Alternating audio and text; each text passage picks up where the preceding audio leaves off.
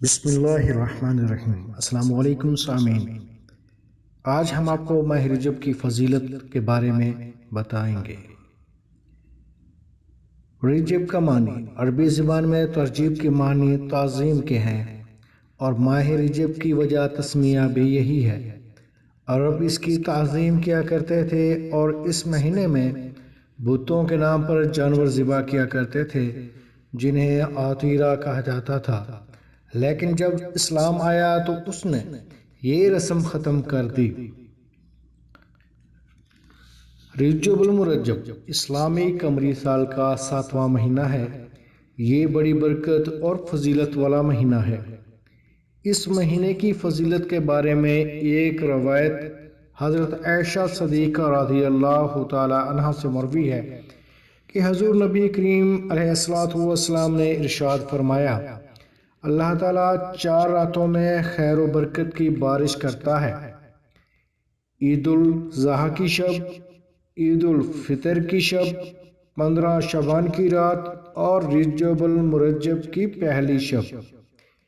ایک اور روایت جو کہ حضرت ابی امامہ رضی اللہ تعالی عنہ سے مروی ہے کہ حضور نبی کریم علیہ السلام نے فرمایا، 5 راتیں ایسی ہیں کہ جن میں کوئی دعا رد نہیں کی جاتی: رجب المرجب کی پہلی شب، 15 شعبان کی رات، جمعے کی شب اور 2 راتیں عیدین کی۔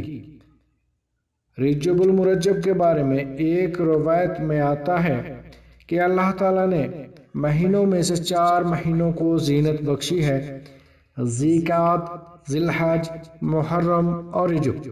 اس لیے اللہ تعالیٰ کا فرمان ہے کہ ان میں سے 4 مہینے حرام ہیں، ان میں سے 3 ملے ہوئے ہیں اور ایک تنہا ہے، اور وہ رجب المرجب کا مہینہ ہے۔ ایک حدیث پاک میں آتا ہے کہ حضور نبی کریم علیہ السلام نے فرمایا کہ باخبر ہو جاؤ، رجب اللہ تعالیٰ کا مہینہ ہے۔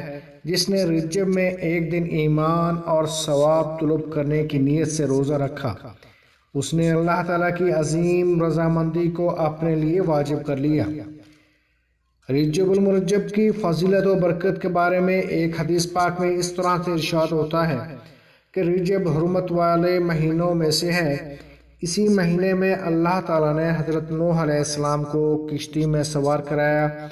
انہوں نے اور ان کے تمام ساتھیوں نے کشتی میں ہی اس ماہ کا روزہ رکھا، اور اللہ تعالیٰ نے ان کو نجات عطا فرمائی اور غرق ہونے سے محفوظ رکھا، اور سیلاب کے بعد زمین کو کفر اور معصیت سے پاک فرمایا۔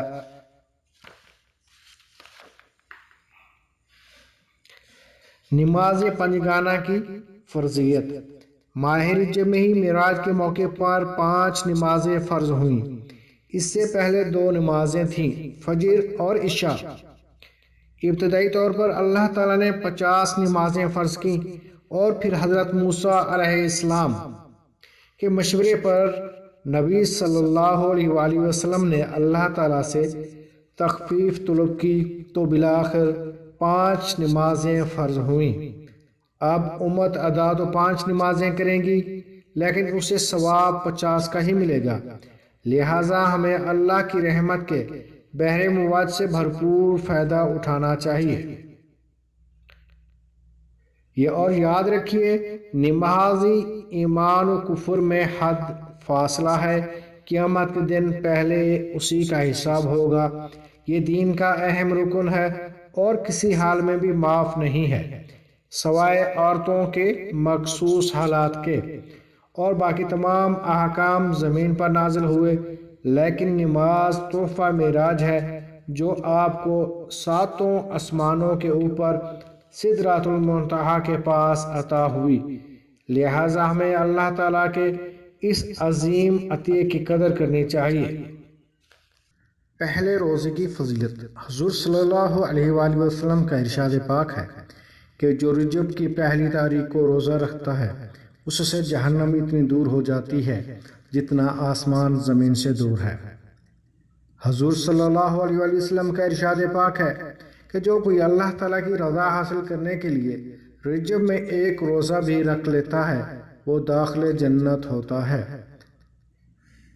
15 رجب کے روزے کی فضیلت۔ حضور صلی اللہ علیہ وآلہ وسلم کا ارشاد پاک ہے کہ 15 رجب کو روزہ رکھنے والے کے لیے جنت کے 8 دروازے کھول دیے جاتے ہیں، جس دروازے سے چاہے داخل ہو جائے۔